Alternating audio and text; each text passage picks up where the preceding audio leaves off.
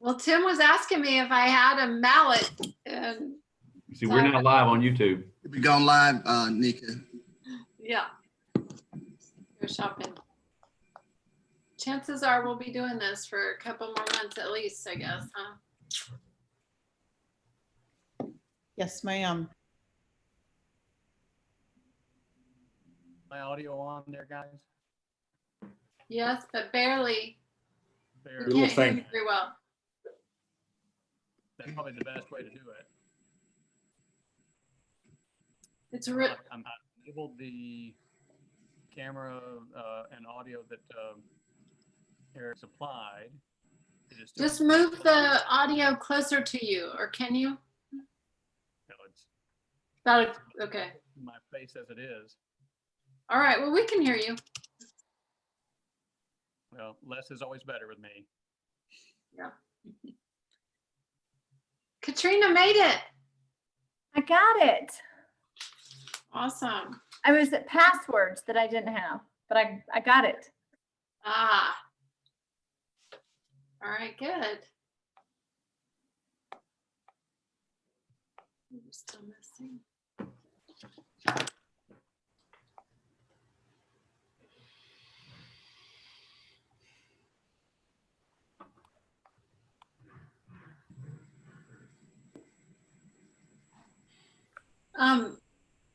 Alan, I can't remember what we said about the Pledge of Allegiance. I'll lead the pledge and just have everybody, we need to stay seated. Otherwise, you're gonna have to readjust every camera. Okay. And then we'll, of course, But we pretend that we just sit up. Okay. Exactly. Yeah, sit up in your chair. Yeah. Hand across your heart. That'll look fine. Yeah. Yeah. It looks great.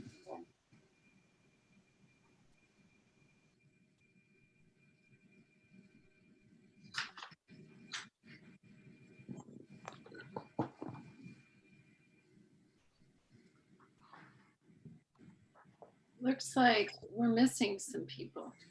Yeah, I saw Megan. Well, Megan's on there. Mm-hmm. We don't have Keaton or Tracy, it looks like. I just let him in. I'm watching the loop. I'm just gonna have to make this whole thing.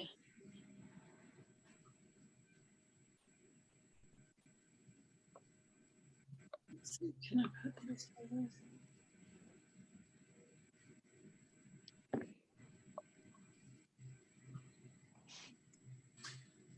So if, again, if you're not a board member for right now, could you all go ahead and go on your camera so we can get the board members up? Okay, I think we've got everybody. Okay. So we've got, Okay, perfect. That's it. Yes, we can see. Yeah. Very good. yeah.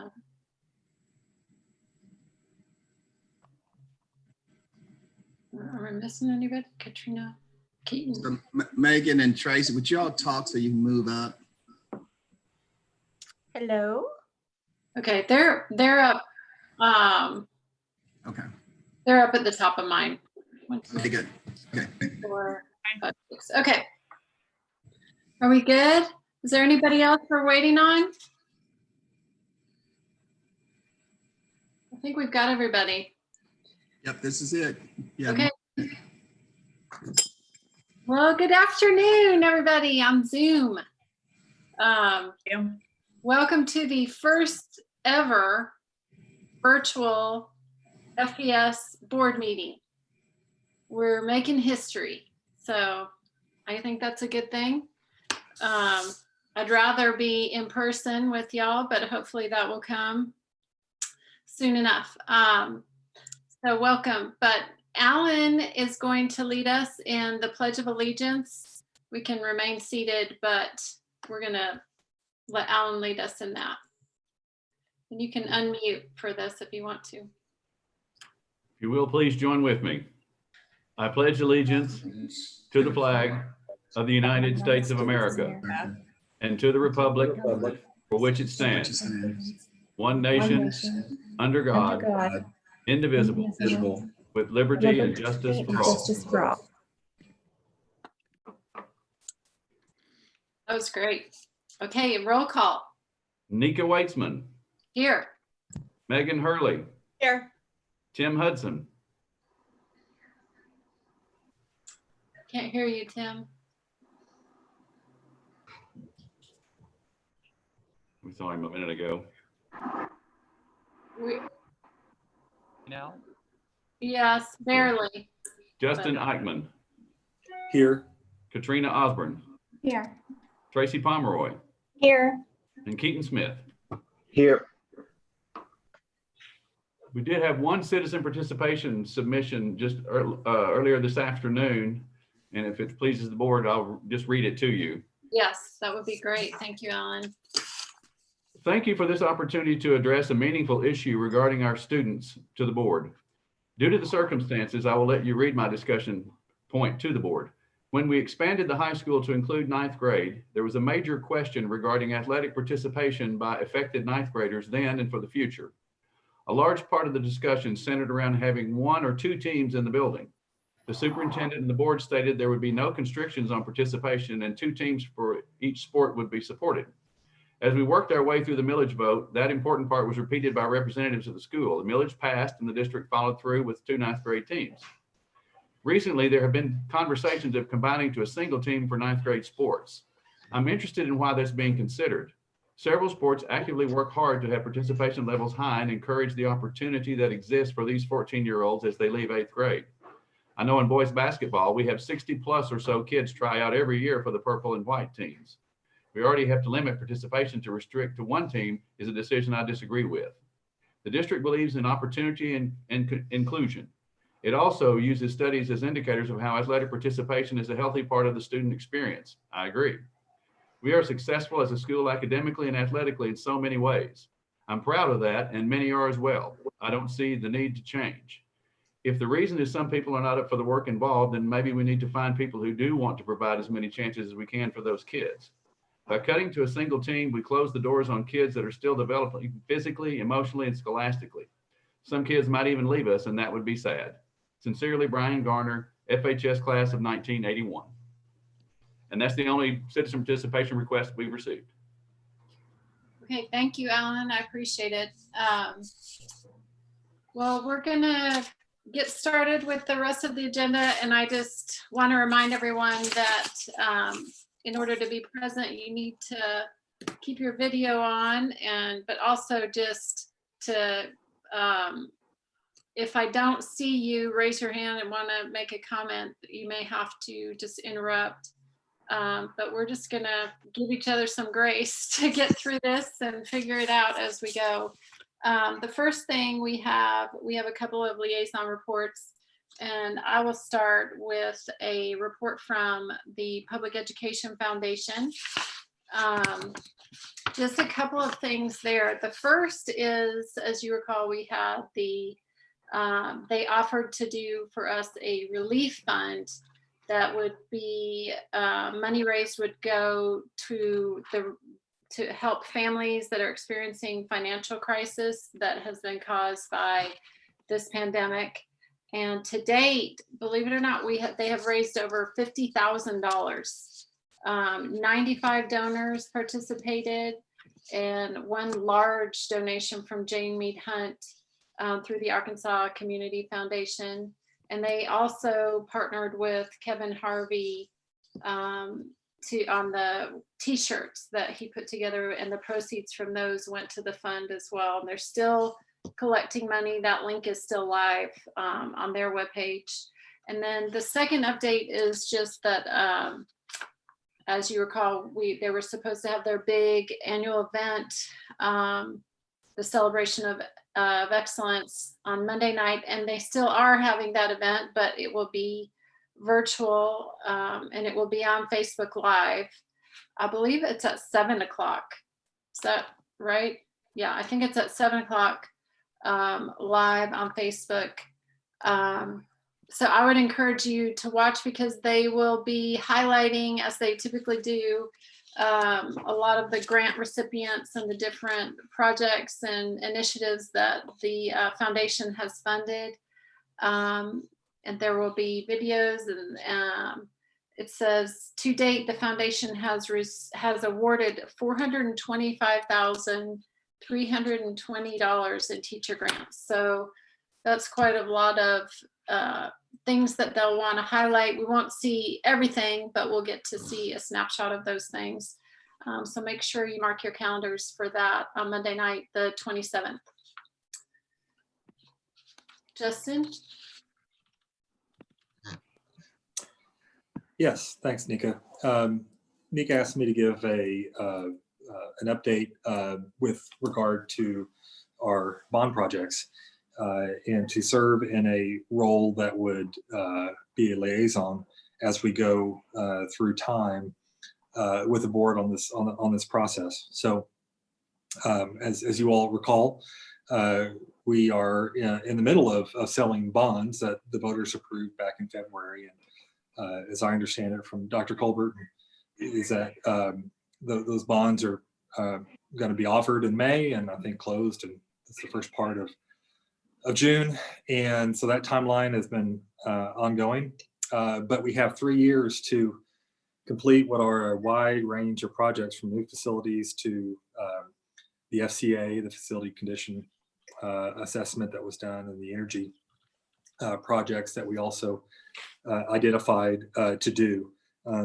And those projects are wide-ranging and include many phases and many parts that will be obviously design and construction related, but also that will have kind of impacts on the distribution of our attendance throughout the district. And so there'll be a lot of work that I think we do as a board. And of course, that the administration will be very involved in over the next a couple of years. And then an very important component of that will be coordination with our staff on these projects, and communication coordination with our patrons. And I've been on board to see 2 of those with the high school project and with Happy Hollow. And I know on those projects there was lots of coordination and communication with staff, and lots of coordination and communication with the public, and that's a very important part of what we need to do. And I recall from those projects there was a lot of input from staff and a lot of input from the public. So we want to continue that. Obviously, with what we're having to do now with Zoom meetings and remote work, it makes all of that a big challenge. But and I think we'll figure that out as we go forward and do the absolute best we can. But we have a lot of opportunity there to reach out and have discussions on a wide range of facility topics. But as I understand it, on the agenda coming up, we have the administration has been working on advancing so we can get work started on a number of these projects. And along with procurement laws, we have to go through selection processes for construction management services and for architect services. That work has been ongoing, and the administration has had teams that have conducted interviews. I think some of that is before us tonight on an agenda for some of the projects that are more kind of refurbishment related, the HVAC, the structural work, a lot of that work that's in the FCA, which is kind of rehab type work where you require an architect to do that type of work. And then some of the work is the new facilities parts, the new school or the new athletic part, kind of north part of the FHS campus that has to be redone and redesigned.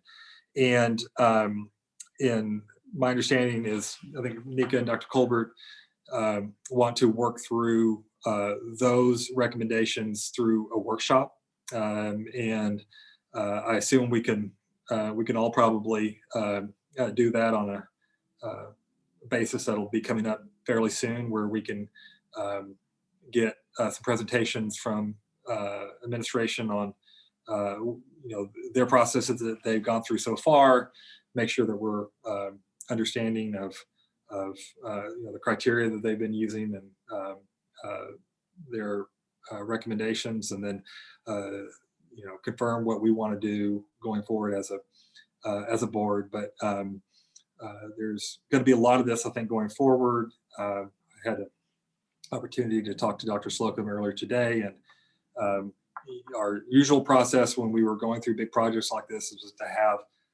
monthly updates from administration and from architects and CMs on the progress, and I would assume that would continue on, be a staple of our next 3 years as board meetings. But we're going to also have lots of opportunities coming up where we're going to be having workshops and time that we're going to have to spend discussing design and building proposals that are going to be coming before us, and a lot of work by administration that's going to go into all of that. And so there's just going to be quite a bit before us, and a lot of work there. And I think my role is just going to be reporting back to the board on a few of those things, and to participate mainly in the public processes that we're going to have going forward, and just do what I can to help. So that's all I have, Nika, unless there are any questions. Any questions?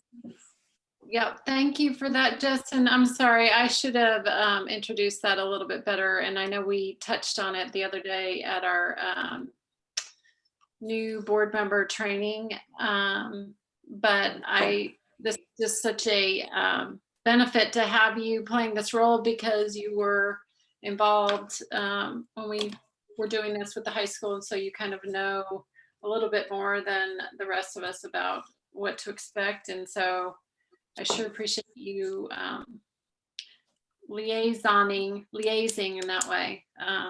And those updates are helpful. And I think we will, I don't think you touched on this, but we will have an opportunity probably before our next board meeting to hear a little bit more about some of the things that were originally going to be on the agenda tonight, but we just need a little bit more time to prepare for that. And so hopefully in the next couple of weeks, we'll get a little bit of an update on that.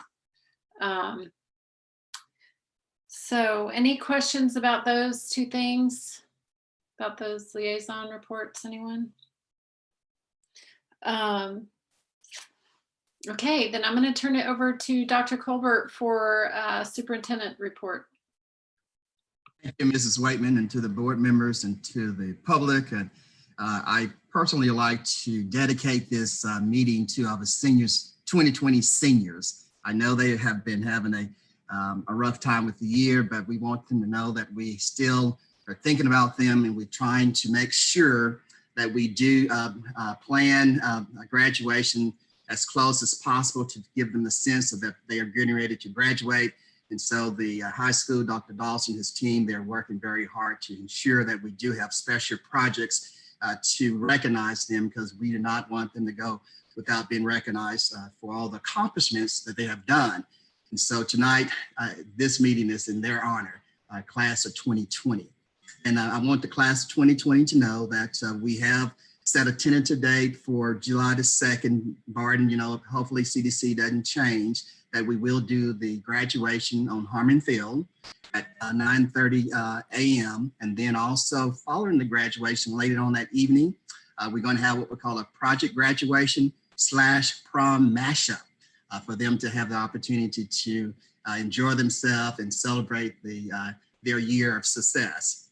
And then once we want them to know that we have ordered the stoles and the cords to recognize them, that they'll be able to wear hopefully on July the 2nd, so that they can show how well they have done throughout their years there at the high school.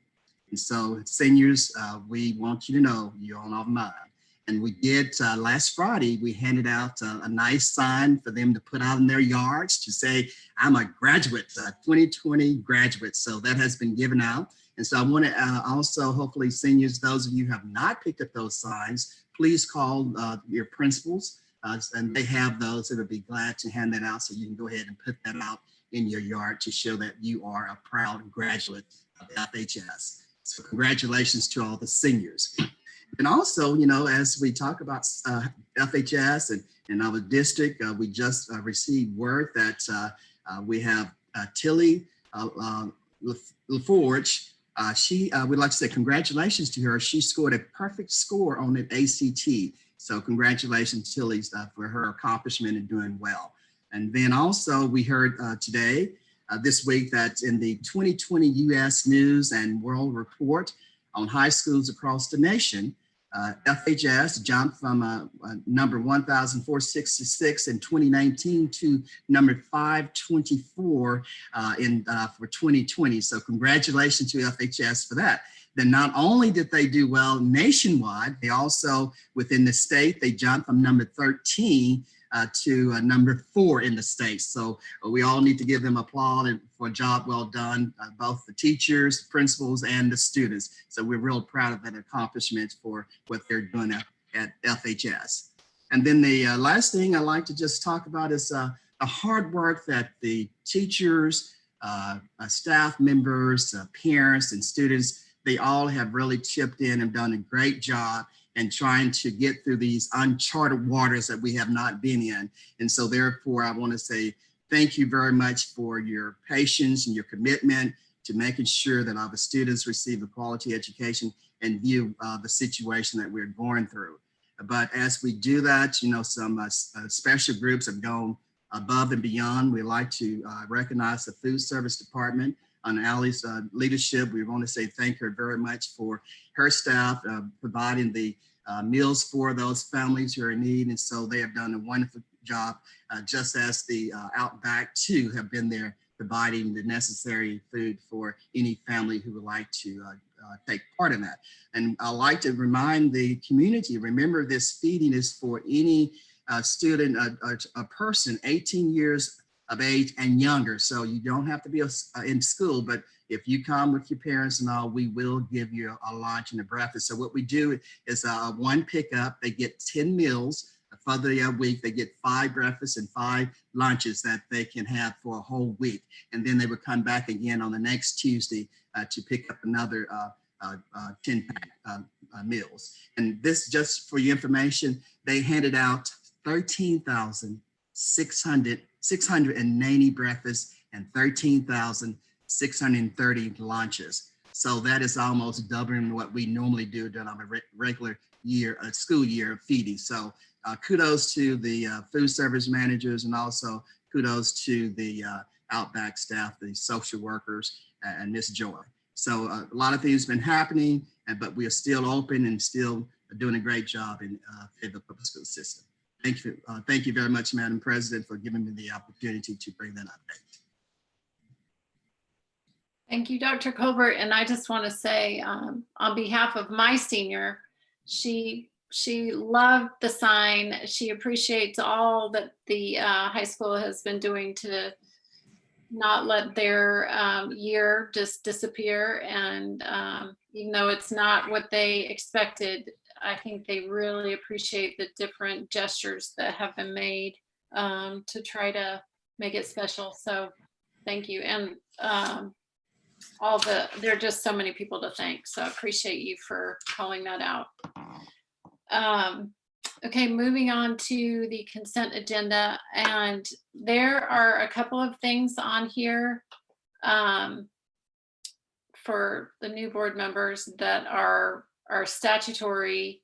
I guess you probably are aware of this, but I just wanted to call out that have to do with special ed funding that we just have come before us a couple of times a year.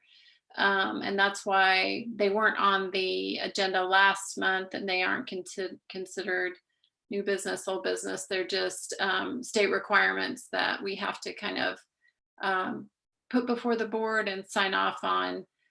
These both have to do with special ed funding. And you're welcome to ask any questions that you want to at this time, or if we want to just accept this whole consent agenda as a package and approve those, I would entertain a motion to do so. So moved. I move for acceptance of the consent agenda as presented. Second, anyone? I'll second. Okay, Tracy. we have a motion from Justin Eichmann and a second from Tracy Pomeroy. Is there any discussion from the board? If not, all in favor say aye. Aye. Aye. Aye. All opposed, say no. Motion carries, and we will move on to presentations. Let's see. Oh, make sure you vote on your board docs too. This is, oh, I think I did it wrong. Is everybody okay with this multitasking? Any questions? I'll fix yours. Oh, I got it, I think. Did Okay, I? cool. All right, cool. I'm working all these different screens over here, so kind of fun. Feeling high tech. Okay, moving on to our presentation. We have one presentation tonight. We have an AMI update from Dr. Weber. Are you out there, Dr. Weber?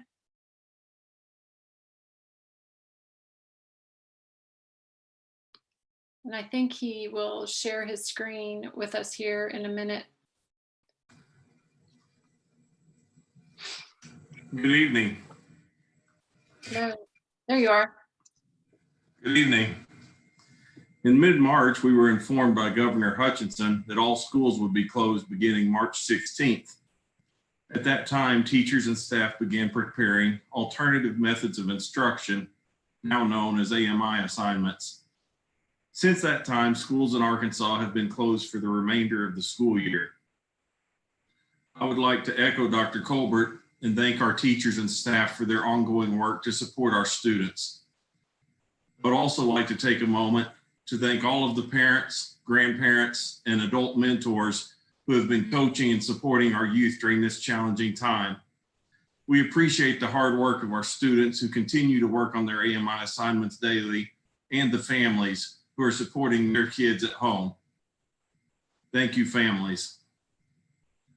Throughout this challenging time, school staff and district leaders have worked together to meet the needs of our students. The district's AMI website provides weekly assignments along with daily assignments and student enrichment opportunities. Teachers are also connecting with students, as you may well know, hosting Zoom meetings, offering one-on-one tutoring, academic support, and even social and emotional coaching or help from counselors. Counselors are reaching out to students, and we also have several unsung heroes who are supporting behind the scenes. They may not be a classified or a certified teacher. They may have a different role in the school district, but there's so many adults in Fayetteville Public Schools who have taken this opportunity to just let kids know how important education is and let them know more than just academics. We care about you as a person. I'd just like to provide a brief update this evening to the board on AMI. Fayetteville Public Schools continues to provide services through accommodations and modifications to AMI. So special education students are still receiving accommodations and modifications. Teletherapy services for occupational therapy, physical therapy, and speech. So these are additional students that aren't really the same as face-to-face in a classroom, but rather than having students at home, teletherapy services and technology have allowed us to meet with our students and families, just like tonight's board meeting. Mental health services are critically important at a time like this. Mental health services have continued through Ozark Guidance Center and through teletherapy or at the office with Ozark Guidance Center.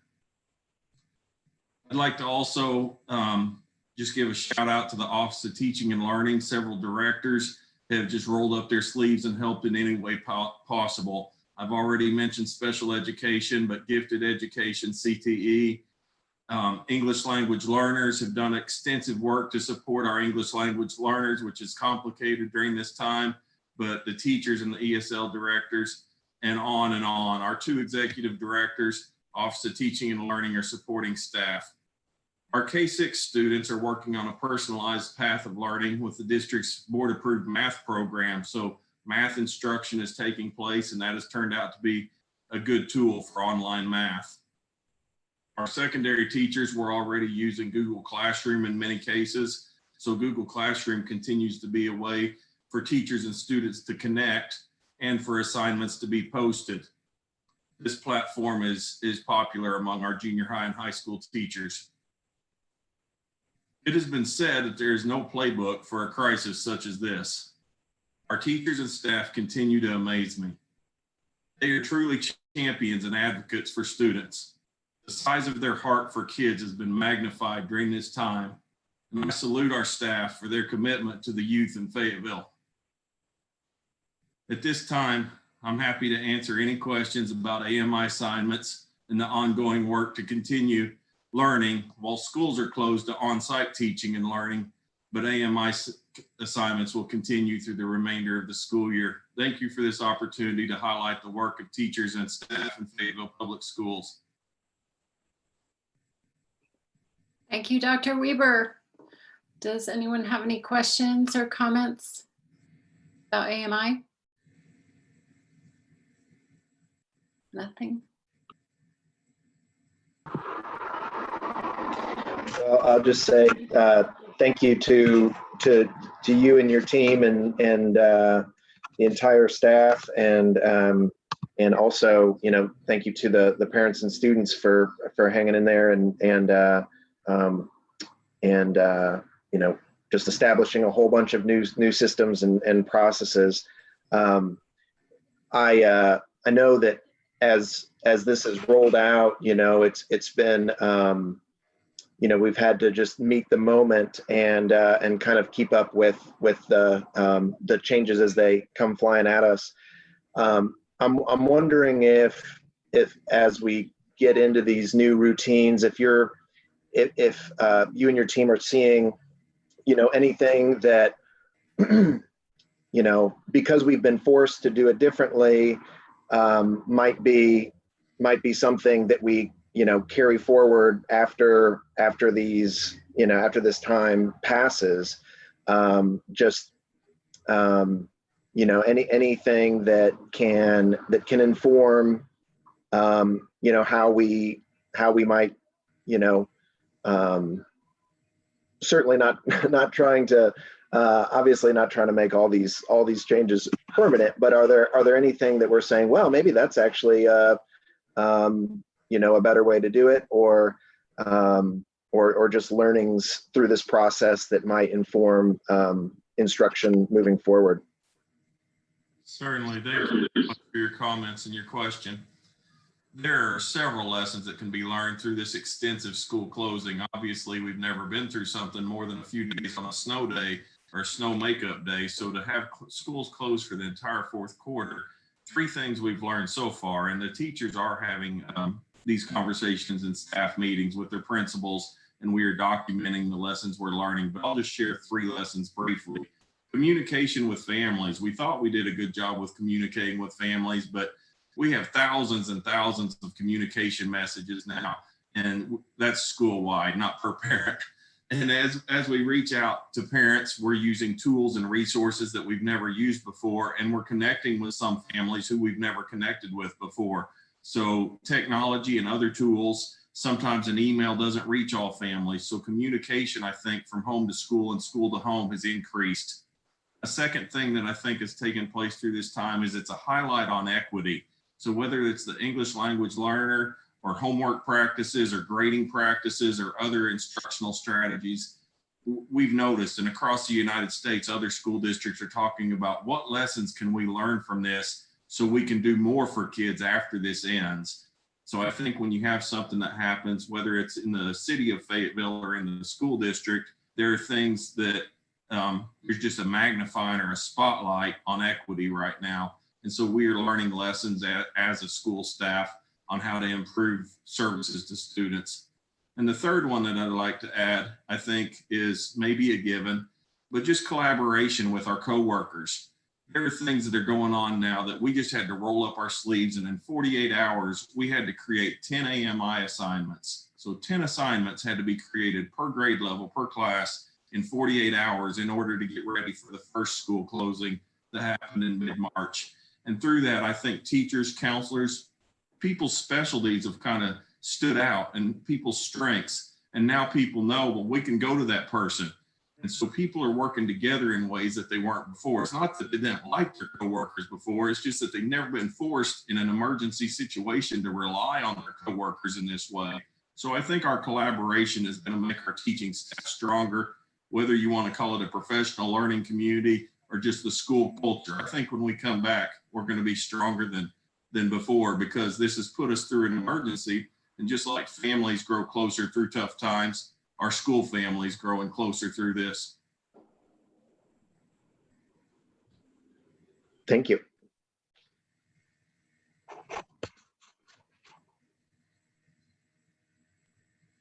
Anybody else? Comments? Megan? Megan?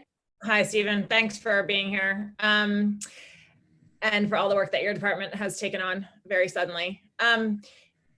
It may be too early to ask about this, but with that inequity and how differently different kids are able to approach school during this fourth quarter and the size of the gap. So between, like, for kids that won't have much exposure to school from like March to August, how are we thinking about reentry and taking care of kids and kind of differentiating, making kids able to kind of pick up again as they reenter?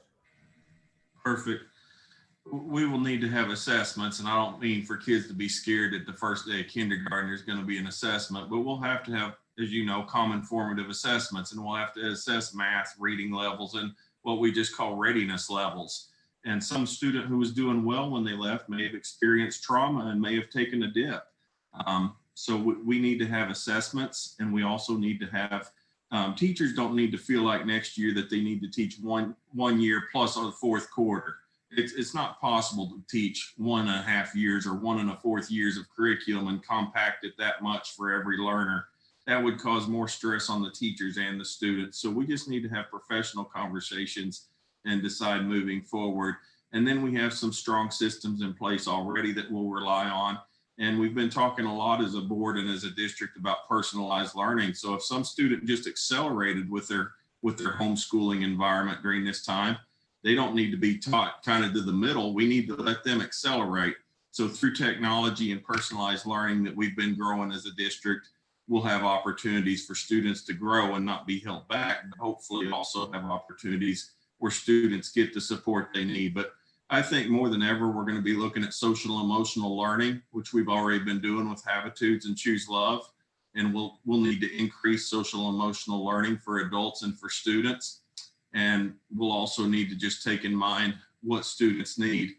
We've been working on this with all of our principals and our principal meetings, and there are several things that we're working on to address that equity. One of the equity issues that's a big issue right now is just connectivity. The board may say, well, every student has access to a device because we offered Chromebooks to any family who asked. But if a child takes a Chromebook home and they don't have access to Wi-Fi or internet connection, then that's the challenge. So we still have hundreds of students who don't have access to the Wi-Fi. So we would like to continue working with our city. Mayor Jordan has said over the past 2 years that it's a goal of his to have connectivity throughout the city of Fayetteville. So if we had more connectivity, that would help the kids who don't have it at home. So I don't want to put pressure on the city by any means in a public meeting, but he's a partner with us and we partner with him. And this crisis has just highlighted that some families struggle with that. And so we've been giving out the AMI packets, but with an AMI packet, even if it's the same assignment, the student doesn't have this face-to-face tutoring with their teacher on Zoom. And so some students are missing out, and we're going to need to catch those students up as well.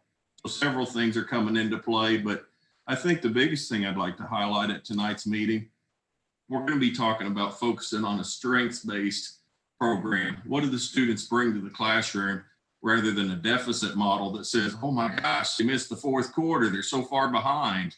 We don't need to add more stress to the learner. We just need to take them like any good coach or teacher and say, what do you bring to the class we're going to start there and build on it. So Fayetteville Public Schools will take a strengths-based approach rather than some of the panic you're hearing around the country about this group of kids will never catch up. Well, I think they'll catch up because we'll focus on their strengths. I have a quick follow-up to that, Stephen. What do you feel like you're going to need from us? I mean, I feel like in terms of strategic planning, and not in terms of like the strategic plan, although that too, but in terms of helping to set benchmarks and like vision for that. I mean, I know that you all are the professionals. I have zero interest in taking that away from you.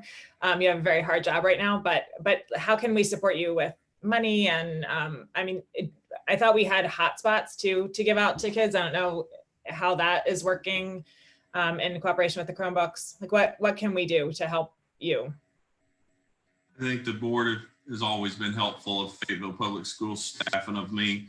So we're in a good spot. We're not in a position right now tonight to say the exact needs. What we're in the process of doing is asking teachers what their needs are. So in principal meetings, they're beginning to have these conversations, and we have some district questions that we've given to the principals. Some have already started, some will start in a week, but they're starting to have focus groups, school-wide small group meetings, and they're starting to ask them, what are the needs that you have as a teacher? What are the needs that you have as students?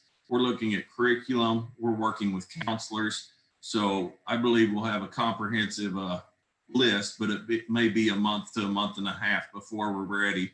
We were just having this conversation today in the executive cabinet meeting about next steps. So what we're trying to be cautious of is not be top down, where I don't know what a third grade teacher needs. So we want to ask the third grade teachers in our district. And then once we get that list, compare it to what the district needs are. But I'm working with Dr. Tucker, Dr. Slocum, and working with executive cabinet. We appreciate you asking that tonight, and we're certainly going to have that list prepared. Thanks. Thank you. One other question. What does social and emotional learning look like virtually? We have access on our AMI website for families. The Choose Love program and the Habitudes program both have resources for families, so it may look different than if a counselor or teacher were teaching it. But at this time, what is fear? What is anxiety? What is stress? I heard this on the news. This made me scared. We have conversation starters for families. And while they may not be professional counselors, we feel like rather than hiding what's going on in the world and on the news and on social media, families should have age-appropriate conversations with their children. And then social emotional virtually, some of our counselors have had Zoom meetings where they can actually teach their normal curriculum, and they can also reach out to students. And also with social emotional learning, it's just, we're in a learning lab right now as students and adults. The learning lab is, right now, we've never experienced this kind of a crisis, maybe in World War II, but it's been a long time. Not in my lifetime have we experienced something like this to where students and families were through this. So as we come out of this, social and emotional learning will be resilience. What did we learn from this, and how can we do better? How can we overcome this and eventually become a high school graduate? How can we have a good school year this year? How can we set small wins for students and staff in the first 5 weeks of school, rather than opening school and saying this is just back to business as usual? We're not trying to return to business as usual. We're trying to adapt to the needs of the learner and the needs of our staff. And one thing I'd like to highlight is just yesterday, we launched a new website on our intranet for Fayetteville Public Schools certified and classified staff. We've realized that for the past 5 weeks or more, our staff basically missed their spring break. So they didn't have their big break and some of them their vacation, and they rolled right into AMI teaching and work from home. And the anxiety and the pressure of missing their students and not being able to support their students in a classroom setting. So many of our teachers, all of our teachers, love being in their classroom every day and working with their students. So we noticed stress and anxiety and fear and some things people were coping with as adults. And, we wanted to put something out there. So Dr. Colbert and the staff have put together resources, videos, exercise, yoga, mindfulness, and self-care tips for staff. And in addition to that, we have a page where staff can leave YouTube videos and encouraging words for each other. So that's one thing, social and emotional, that we're doing for our staff. So when they come back, they can teach the whole child and they will feel like a whole educator because they won't be broken. We may still have things we're working through as adults, but we're focusing now on helping our adults with these emotions. So we're also very proud that our district is providing this service to teachers and educators, and they will also have some group therapy options that we're partnering with Ozark Guidance on to offer adults some therapy for no cost. That all sounds great. Thank you. I know that teachers are trying to manage their own lives and keeping kids at home and the same massive flow of information that everyone else is. And in addition to trying to work with our students in challenging situations. So appreciate all your answers and all the forethought towards opportunities that could emerge from this, as well as thinking about, the start of next school year. Thank you.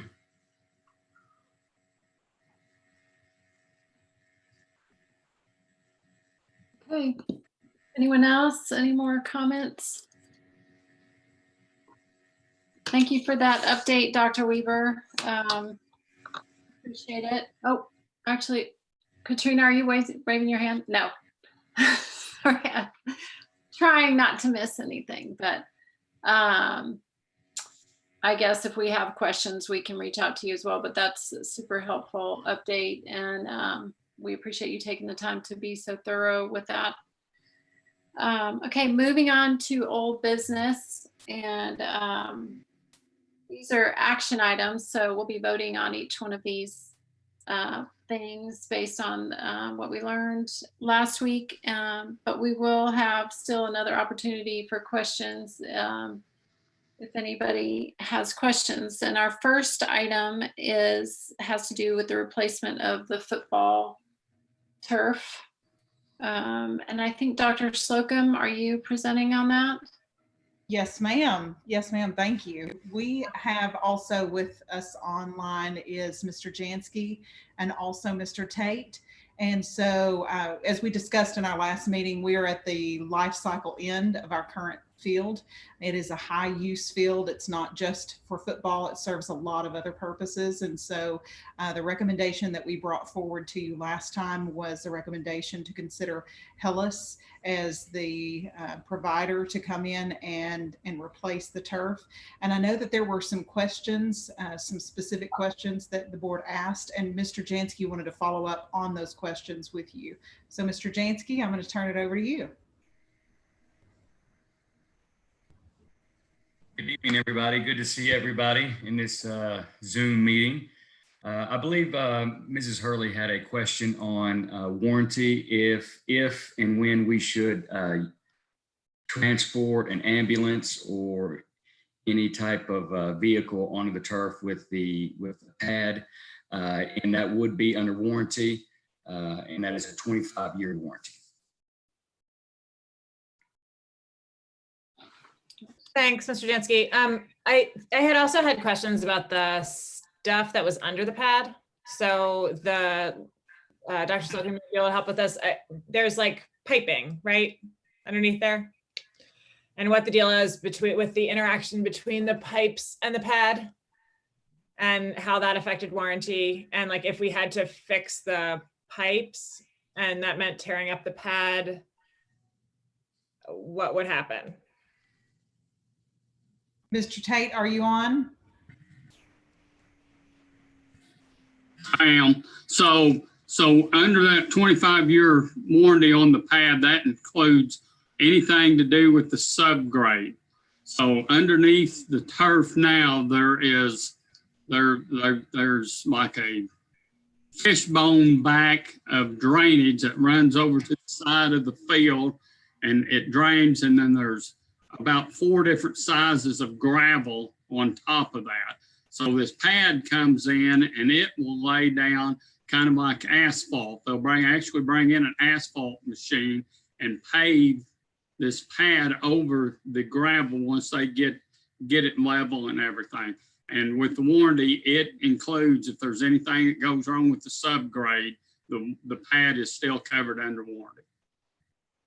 And I will say, we're going to do basic precaution things. So for example, if we have a stage sitting on the field, we're going to put down and take appropriate precautions on our end. We're not going to put that to the test in inappropriate ways. But we also want to be mindful that sometimes when we're responding to an emergency, that that's not always possible. Other questions that anyone has?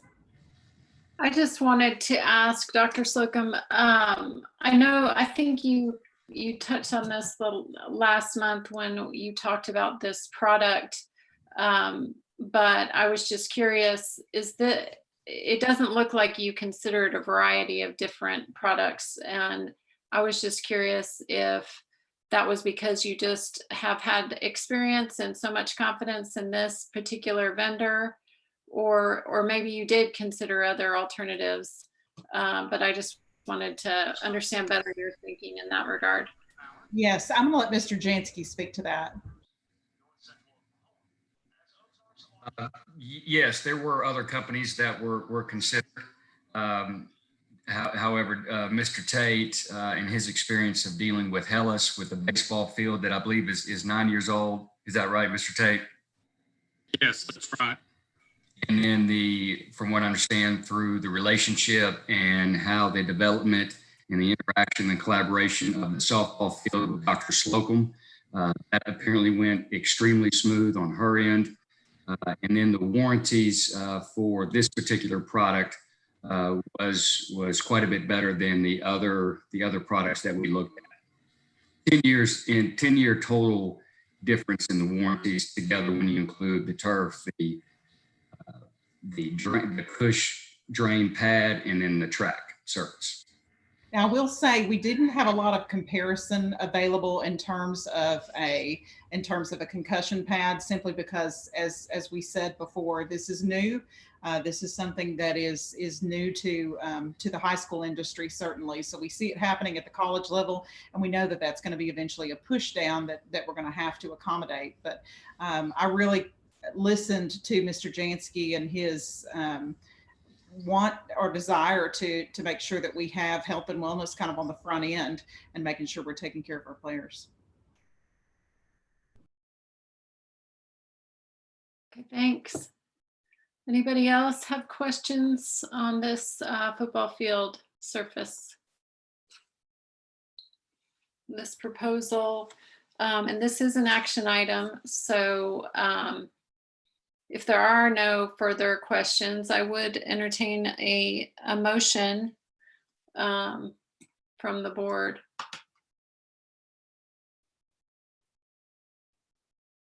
Or not? I moved to approve the replacement of the football field turf and pad as presented. Okay, we have a motion from Mr. Eichmann. Any seconds? Yeah, I second. And a second from Mr. Hudson.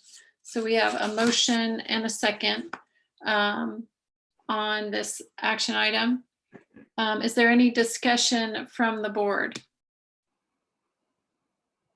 Any discussion from the floor? I don't know how that would work, honestly.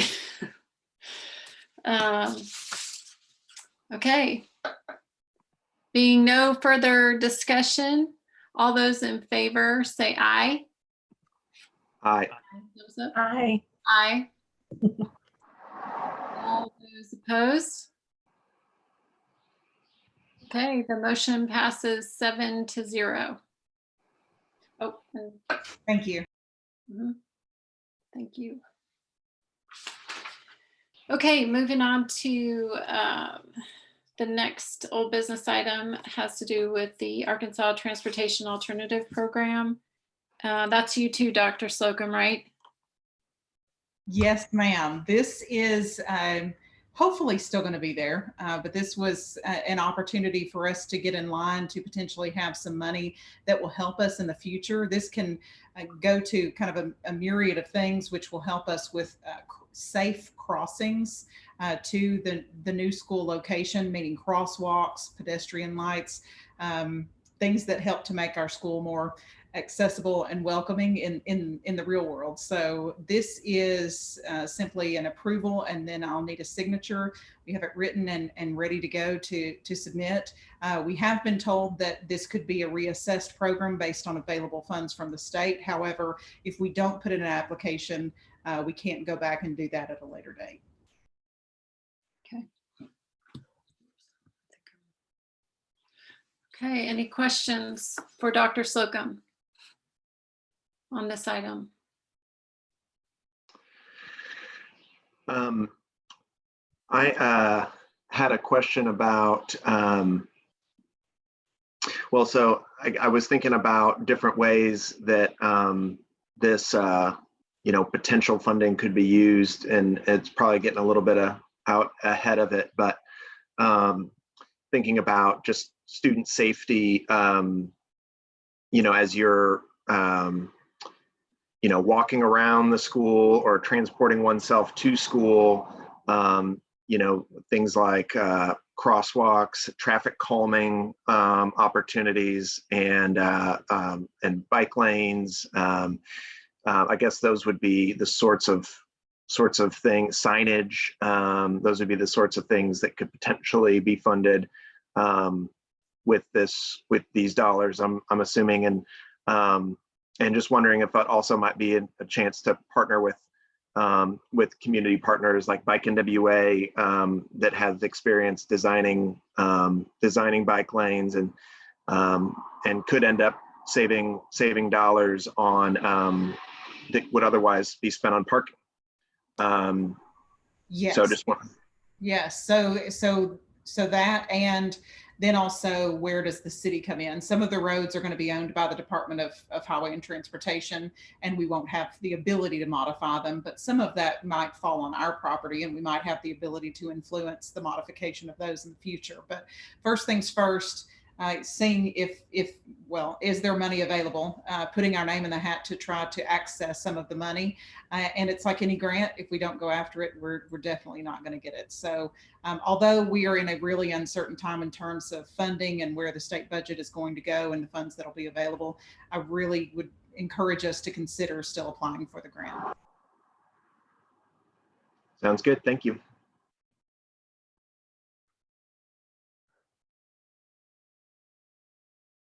Anyone else? Okay, if not, I will entertain a motion to approve the application for this funding.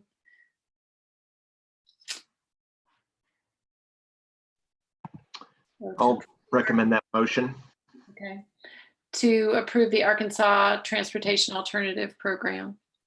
We have a motion from Keaton. Second. A second from Megan Hurley.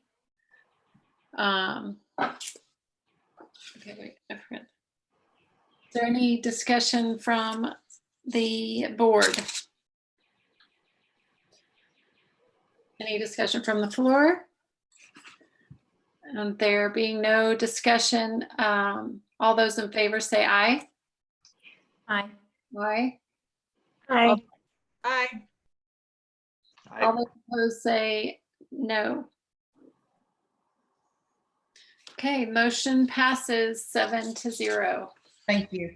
Thank you, Dr. Slocum. I appreciate you looking into that funding for us.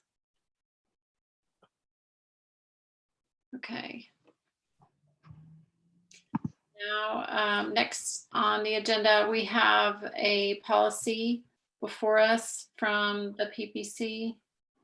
And we have Annabelle here to make that presentation, I believe. There she is. Hello.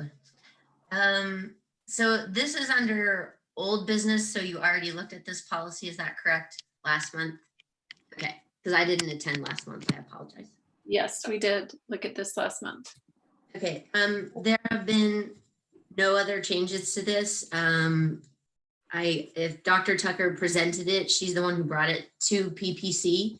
And this is a policy that we need to have on the books in this district. And so that's why it's all new. This is already a district practice to compensate teachers if they go over 150 or if they teach in their planning period.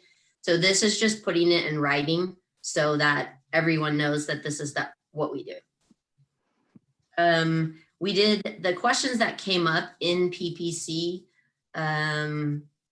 because we've been talking about this policy for a while, but the ASBA sent out an update, and it's in the second paragraph, the last sentence where it says, unless the course being taught is a course that lends itself to large group instruction. That after instruction, that is a clarification that we asked Mr. Lawson to put in there, just because it did not seem very clear to end the sentence there. We were wondering who decides if a course lends itself to large group instruction. So we put that clarification in there. And then we wanted to make sure that any teachers who are currently being compensated through the district's practice weren't going to be adversely affected by the way that we described the compensation in this policy, and Mr. Moniz assured us that that was not going to be the case. And then the final question that we had is that the employee enters into the agreement for a semester, which we thought was curious because most of our classes are year long at the level that we're talking about, but that was just the way that it had to be worded according to the DESE, and that was the recommendation by the ASBA as well. So it was unanimously approved by the PBC. And that's all I have. Okay, thank you, Anna. I appreciate you coming on. You're welcome. Good to see you guys. I'm oddly excited to be here. That is odd, but we're glad that you're thankful. We're thankful that you're here. Does anyone have any questions for Anna about this policy? Or clarification? If not, I was gonna say, I move we approve policy 41.9. That's okay right now. Any second? I'll second. We have a motion from Justin Eichmann and a second from Katrina Osborne. Any discussion from the floor or from the board? Any discussion from the floor? Nope. Okay. All those in favor say aye. Aye. All those opposed say no. Okay, the motion passes 7-0. Thank you, Anna. Appreciate you coming. Okay, moving on to the next. Okay, and then the final, I think this is the final old business item, is the change request for the CLC calendar. And is that Dr. Tucker making that presentation? No. Yes. Yes. Yes, good evening. Hello. We are coming to you to ask for a change to the CLC calendar for this spring, given that the students and families and teachers would not be able to enjoy a week in a vacation spot of their choosing. We're asking to allow us to continue their AMI instruction through the scheduled intercession break for this spring. That would allow the CLC schools to dismiss a week earlier than originally scheduled on the calendar that was approved last year. Okay, thank you. And I failed to mention this item this is the first time we're seeing this request, but we put it in as an old business item because of the urgency of making that adjustment. I think originally their intercession would have been next week, right, Dr. Tucker? I So- believe that's correct. Yes, ma'am. So we needed to make that decision at this month's board meeting. And so that's the reason we haven't seen this request before. But that being said, are there any questions or concerns for Dr. Tucker? No, but I move approval of the CLC calendar change request as presented. Okay, we have a motion on the floor. Do we have a second? I'll second. Who was that? Tracy, sorry. Tracy. Okay, we have a motion from Megan Hurley and a second from Tracy Pomeroy. Is there any more discussion from the board? Any from the floor? Okay, all those in favor say aye. Aye. Aye. Aye. Aye. All those opposed say no. Okay, the motion carries 7-0. Thank you very much. Thank you, Dr. Tucker. Oh, hold on just a second. Okay, and then now we'll be moving on to new business, and we have an exciting presentation again from Dr. Slocum. Yes, ma'am. So it is exciting. We are very excited.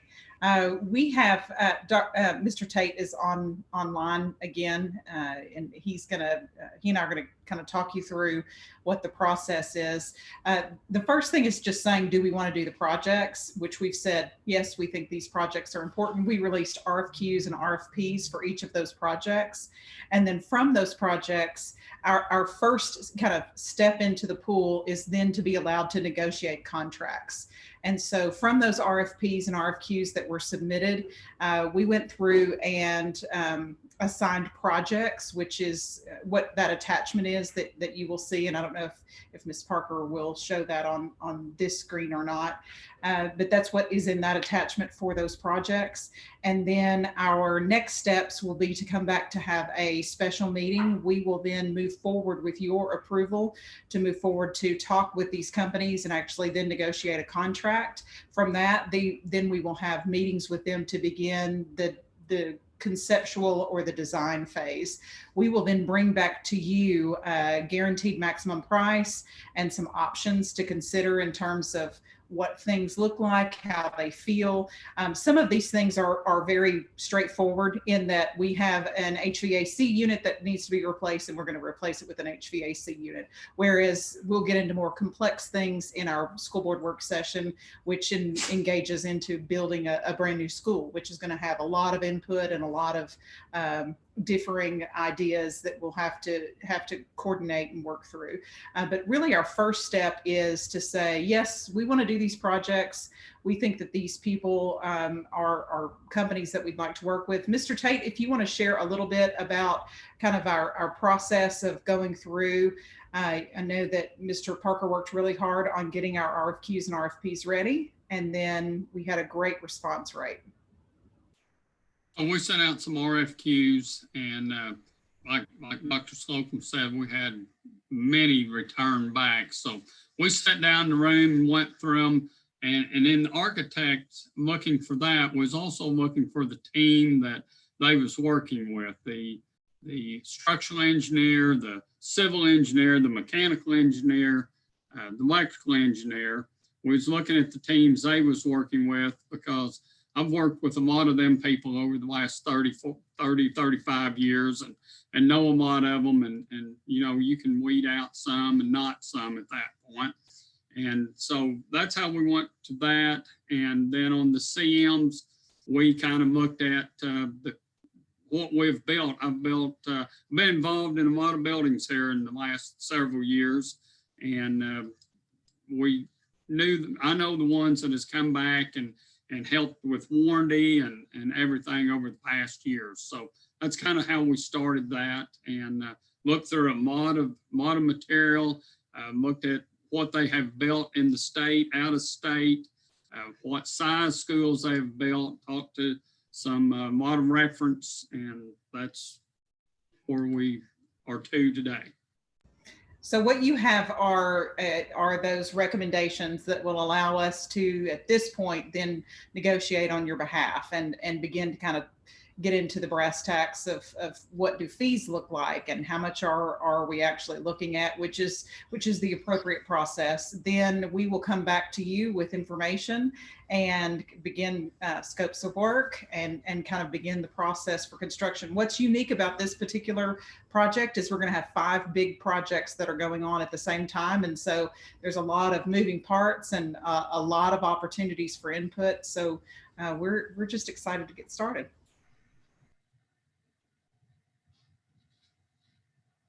Okay, thank you. I appreciate that update. Does anybody have questions? Like Dr. Slocum mentioned, we're going to have a workshop here in the next few weeks where we'll get more information, and this is not an action item, so we should have an opportunity to have most of our questions at least begin to be addressed. There's going to be a lot of opportunities for questions and interaction on these projects going forward, not only for us, but also for the community, as Justin mentioned earlier, to weigh in. But these are, I think the 3 that you have here before us are kind of more inside the walls type things, not as much of a design factor involved. With the elements that do involve more design, we will probably have a little bit more discussion on those items. But does anyone have any questions at this point for Dr. Slocum or for Mr. Tate? Tim? I'm not sure how my audio is doing.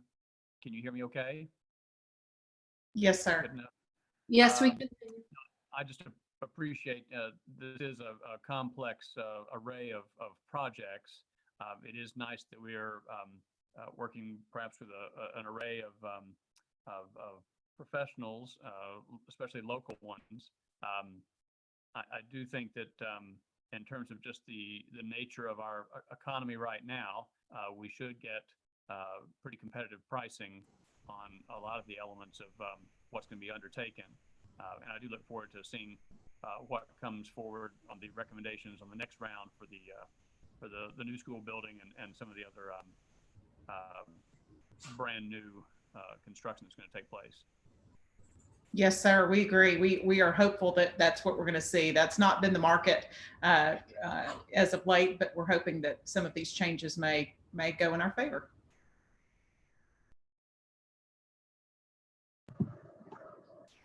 You know? I mean, I think it's possible that will be balanced out by some tax yield issues. Not to be pessimistic, but I feel like we're integrated into that economy in other ways as well. So just 2 cents. I think at this point, all of that is speculation anyway. I mean, there's all kinds of hopeful thinking, but this is just such a strange set of, dynamics at work. And I don't think we can totally anticipate what the future holds, but hopefully it'll be more good news than bad news. Keaton? Yeah, I was just curious, David, you mentioned some of the subs and some of the engineering firms, and for the FCA work, do you have that list of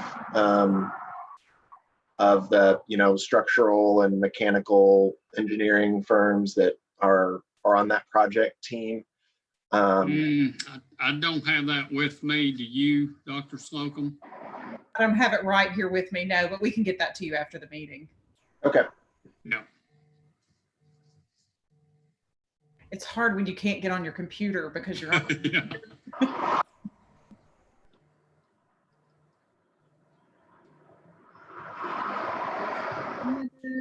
Questions? or if there are specific things that you would like to see addressed at the workshop that that they're pulling together, I think now would be a good time to mention those items as well. And Yeah, that you could email me anything that you'd like so that we have time to research ahead of time or collect the information ahead of time. That would be extremely helpful. yeah, you can just email or if you have questions to be addressed, we'll have plenty of opportunity for that. But thank you for that presentation and for bringing that to us, and just for doing such a great job of staying on top of that in the midst of all the other balls that are in the air for you guys. So I know that has been a ton of work. But anyway, thank you. Yes, ma'am. Thank you. So I guess that's it for our first ever virtual meeting. Thank you everyone for your patience. But other than that, I will say unless you have anything, Dr. Colbert, I will say. Thank you very much. Great job. Appreciate everyone. Thanks. Okay. Meeting is adjourned. And I have my gavel.